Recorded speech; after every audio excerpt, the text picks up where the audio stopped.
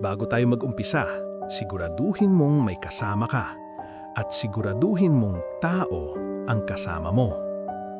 Lumipat si Marco sa isang lumang apartment sa gilid ng lungsod. Murang renta, tahimik, at higit sa lahat, walang kapitbahay sa katabing unit. Perfect. Pero may isang bagay na hindi sinabi ng landlord. Walang tumatagal sa kwarto 304. Unang gabi pa lang, may napansin na si Marco. Hindi siya nag-iisa. Hindi dahil may tao, kundi dahil sa tunog. Parang may humihina, mabagal, malalim, mabigat. Akala niya galing sa sarili niyang dibdib, pero nang pigilan niya ang hinina niya, nandun pa rin ang tunog. Habang nagsisipilyo sa banyo, napansin niya sa salamin, may anino sa likod niya. Mabilis siyang lumingon. Wala. Pagharap niya ulit sa salamin, mas malapit na ang anino. Hindi pa rin niya makita ang mukha, pero malinaw, nakatingin ito sa kanya. Bandang 3:00 ng madaling araw, may kumatok. Tok, tok, tok. Binuksan niya ang pinto.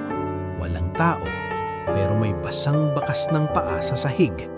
Papunta sa loob ng kwarto niya. Hindi na siya mapakali. Nagdesisyon siyang mag-record habang natutulog. Kinabukasan, pinanood niya ang video. Una, normal lang. Humihinga siya. Natutulog. Tahimik.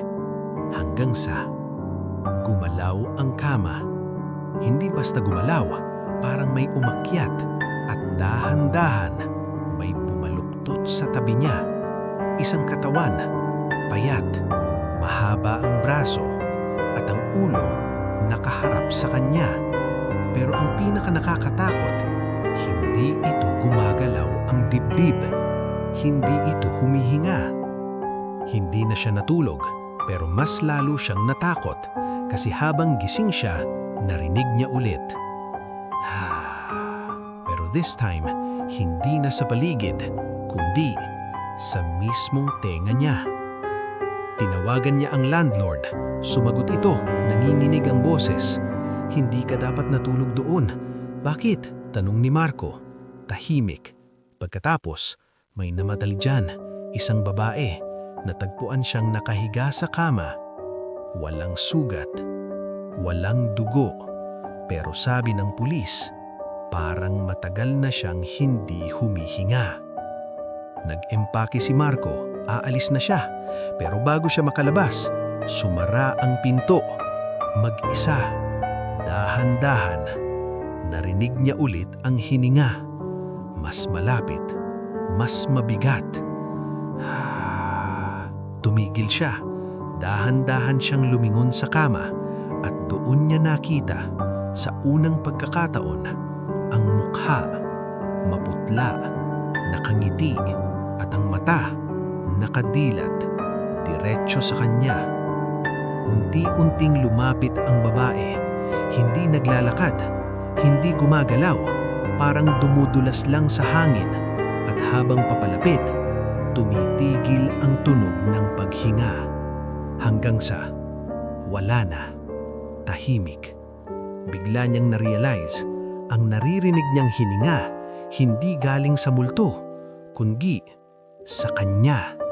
At ngayon, nawawala na rin iyon. Kinabukasan, may bagong tenant. Pagpasok niya sa kwarto 304, may nakita siyang cellphone sa sahig. Binuksan niya. May isang video. Pinanood niya. Isang lalaki, nakatingin sa kamera. Namumutla. Humihina ang boses. At ang huling sinabi niya, "Kung pinapanood mo to, lumabas ka na. Kasi pag narinig mo na siya," biglang nag-black ang screen. Pagkatapos, may narinig. Kung ikaw ang nasa kwarto 304 at narinig mo ang hiningang iyon, lalabas ka ba agad? O hihintayin mong malaman kung sino ang humihinga?